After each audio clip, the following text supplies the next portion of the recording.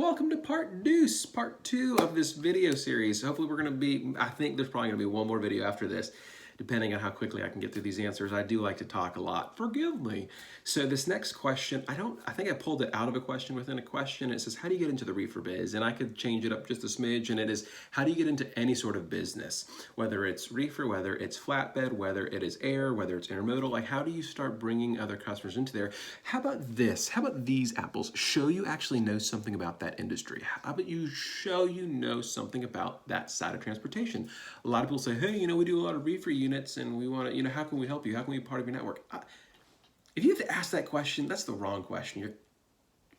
You're kind of a dummy if you're asking that question. And I know everyone asks that, and forgive me, I know it's so harsh, but that is one of the dumbest questions you can ask. How can we get into business? If you have to ask me, what are you doing? You need to know how to get into that business. So technically this is a good question. How do you get into it? Let me help bring some insight, show you know something about it. So for people who ask for me, when they say, how can we get in? Brother, you've lost your chance. Sister, you've lost your chance.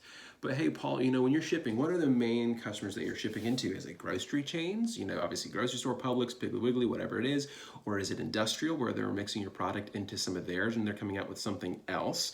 Or is it the restaurant industry? What three of those sectors? And I would say, hey, really, we don't really do any of that. We do more into a Canadian market, and they further do X, Y, or Z, or they buy our birds. That's not necessarily what we do at all, but I'm just kind of giving a full picture. So understand and know the industry, know where your customer is actually shipping things into. Grocery chains, is it industrial customers? Is it the restaurant business? GFS, PFG, all of those guys.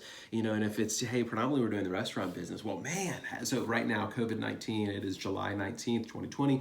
You can ask, well, geez, my goodness, how are you doing? How are your sales doing? How are you guys trying to grow your business? Are you trying to get it into any other sectors?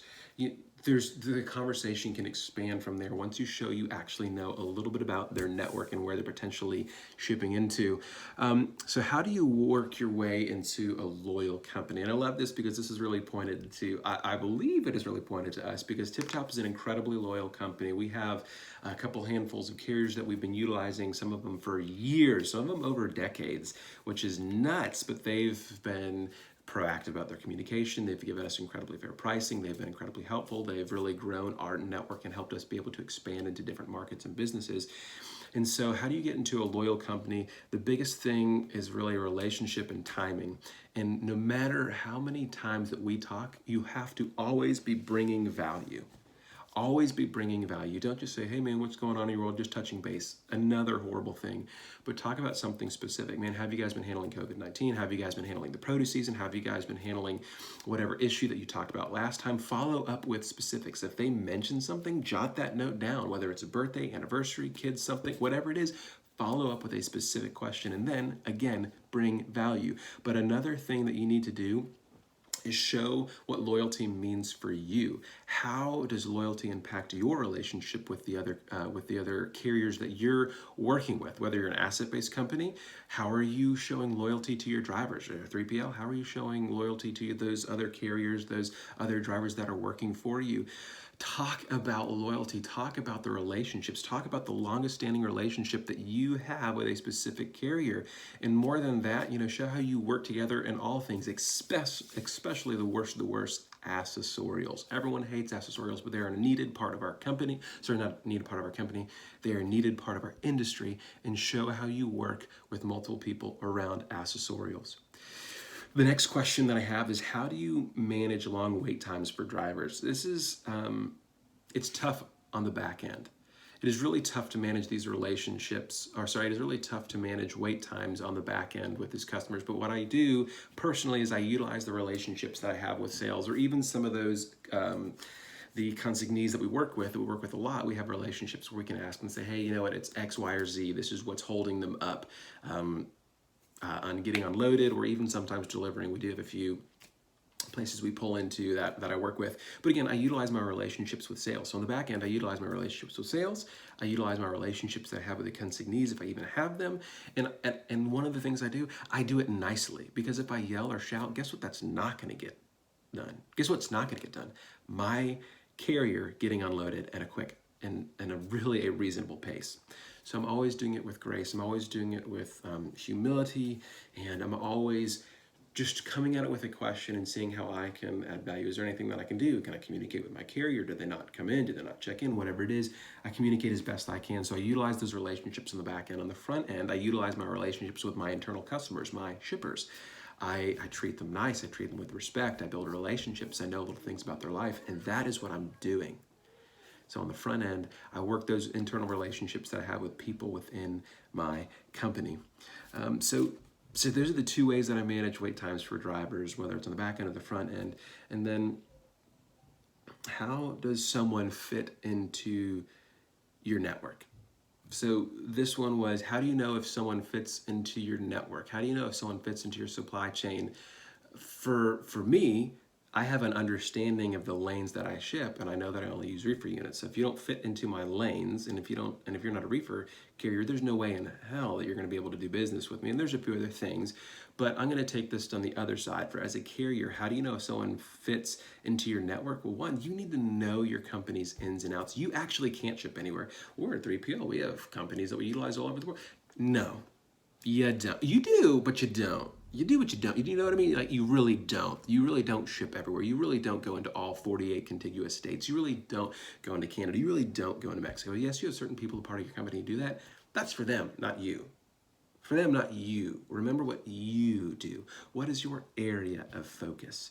Is it reefer units? Is it flatbed? Is it dry? Is it intermodal? Is it air freight? What is it? Is it drayage? What are the things that you specifically focus on? So know as a carrier, know who really would be the best customer to fit into your network. If they don't fit into your network, then don't pursue them. Ask certain questions that suss that information out. And if you want to get into the reefer side of things, start building up those relationships with those carriers, start building up that capacity. Start figuring out ways to actually grow yourself so you can get into those certain different areas. But I would challenge you to stay really primarily focused on one thing. Even though in COVID-19, or if you were focused on retail, you're probably hurting. Well, maybe now you don't put all of your eggs in one basket. Have one focus, but don't put all of your eggs in one basket. So we personally have 3 baskets. We have grocery, we have industrial, and we have restaurant. 2 of our baskets doing really well. One of them, we're growing and figuring out how to make it and expand so that we can still be profitable in all aspects of our company. So understand what your network is, and if someone really is going to fit into that. If their lanes don't match up, then don't pursue them. Don't try it.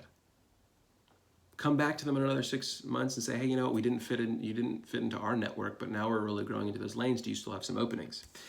Another question was, what tools are you using to really measure and to really make your business profitable and well?